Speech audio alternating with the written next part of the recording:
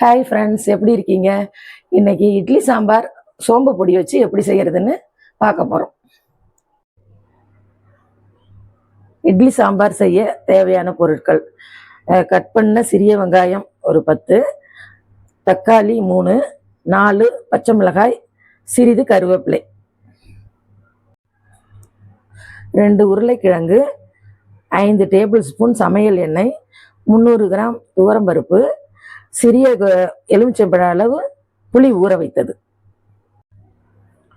3/4 teaspoon மஞ்சள் தூள், 3/4 table spoon குழம்பு மிளகாய் தூள், அது பவுடர் பெருங்காயம் சிறிது, வறுத்து பொடித்த சோம்பு ஒரு 4 டேபிள் ஸ்பூன், 3 டேபிள் ஸ்பூன் கடுகு, தேவையான அளவு கல் உப்பு. முதல்ல கழுவுன துவரம்பருப்பை குக்கருக்குள்ளார போட்டுக்கிறேன். போட்டுட்டு ஒரு 3 டம்ளர் தண்ணி ஊற்றிக்கிறேன்.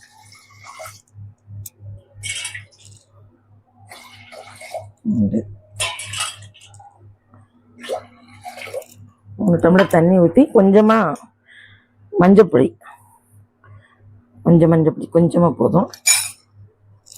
போட்டுட்டு கொஞ்சம் ஒரு ட்ராப் ஆயில் ஊற்றிக்கிறேன். உருளைக்கிழங்கையும் அதுலேயே சேர்த்துக்கிறேன். இப்போ குக்கரை மூடி ஒரு விசில் விட்டு ஒரு 5 நிமிஷம் சிம்மில் வச்சு இறக்கிக்கலாம். இப்போ பருப்பும் உருளைக்கிழங்கும் வெந்துருச்சு. இப்போ உருளைக்கிழங்கை தனியாக எடுத்துட்டு அதை தோல் உரித்து கட் பண்ணி வச்சுக்கோங்க.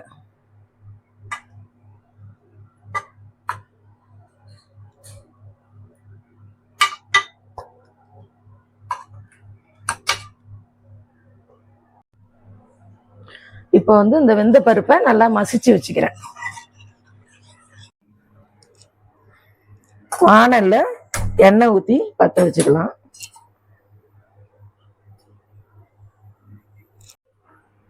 எண்ணெய் நல்லா காஞ்சிருச்சு. இப்போ கடுகை போட்டு வறுத்து பெருங்காயத்தையும் அதுக்கு முன்னாடி போடலாம்.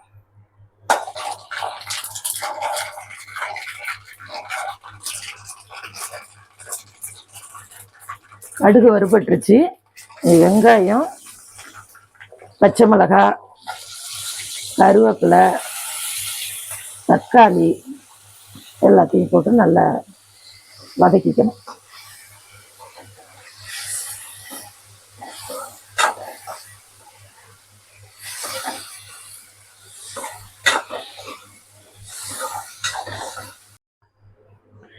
இப்போ வதக்கி வச்சிருக்கிற வெங்காயம் தக்காளி எல்லாம் இதில் போட்டாச்சு. ஃபில்டர் பண்ண புளி தண்ணீர்லாம் இருக்குது, அதையும் இதிலே இப்போ ஊற்றிடலாம். இப்போ தேவையான மஞ்சத்தூள்,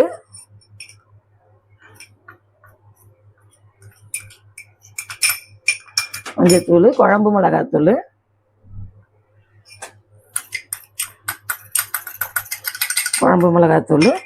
தேவையான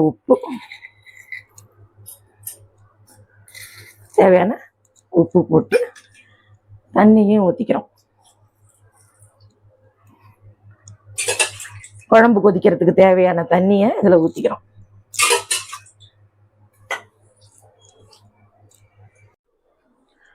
இப்போ சாம்பார் நல்லா கொதிச்சுக்கிட்டு இருக்கு. நம்ம கட் பண்ண உருளைக்கிழங்குகளை அதில் போடுறோம்.